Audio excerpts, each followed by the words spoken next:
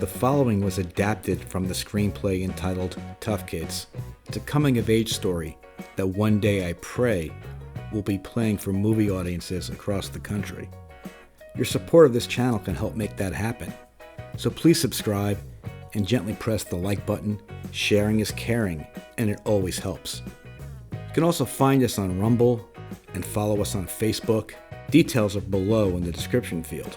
We always encourage an open, honest dialogue in the comment section. The summer of 1977 is a time and place that has lived rent-free in my head for 48 years. It was a sweltering hot summer that included a blackout in nearby New York City, with days of looting, rioting, and lawlessness.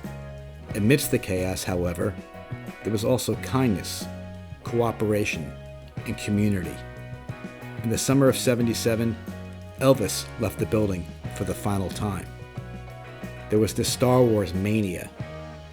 There was Reggie versus Billy, leading to a Yankee World Series championship in the fall. And finally, there was the Son of Sam, so notorious that there was an NYPD manhunt for the psychopathic serial killer who had been stalking and murdering young couples for 13 months, reducing the tri-state region into a state of paralyzing fear. But for my 12-year-old self in the sleepy town of Ramsey, New Jersey, there was something more memorable than all those events. For me, 1977 was the summer of the punk pilgrimage. I fell in love with punks early in life. I love the way they smell and feel, especially their unique aroma when you burn them. It's a little known fact that the blue smoke rising from the cattail repels mosquitoes. One day an older boy let us in on another secret: where to find punks. According to him, they were in a low-lying swamp behind Bradley's on Route 17, right behind an abandoned warehouse. The motherlode of punks, he called it. I saw dollar signs for the summer. We could pick the punks and sell them around the neighborhood. Perfect for outdoor barbecues. I got all the other kids excited, planning the trip to go punk picking. But then the older kid left us with an ominous warning. But if I were you guys, he said, I wouldn't go anywhere near the place. Why not, we asked. Because you know who lives in that abandoned warehouse by the swamp? No, who? The Son of Sam. That's who. He's hiding out there. One by one, my friends backed out. I pleaded with them, come on, it'll be all of us against one of him. We'll capture the Son of Sam, collect the reward money, not to mention all the punks. But there were still no takers. I was on my own. Oh well, carpe diem, right? I spent a week preparing.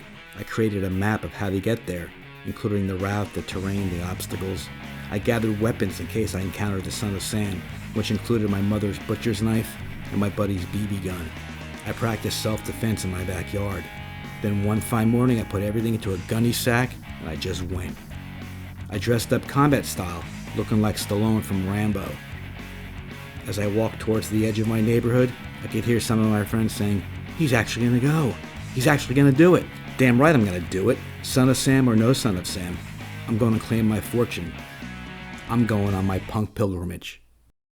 By the time I got to the railroad tracks and past the Ramsey Lumber Company, I started to feel a little bit nervous, maybe even frightened. What if I did encounter the Son of Sam? Was it worth risking my life for punks? I started thinking about all of his victims, kids a lot older and bigger than me. I passed the old stone house, the last landmark before the Spring Street overpass crossing Route 17. I knew that this overpass was the point of no return. For a 12-year-old kid, crossing over Route 17 might as well have been like crossing the George Washington Bridge into New York City. And then it hit me like a ton of bricks. What the hell was I doing?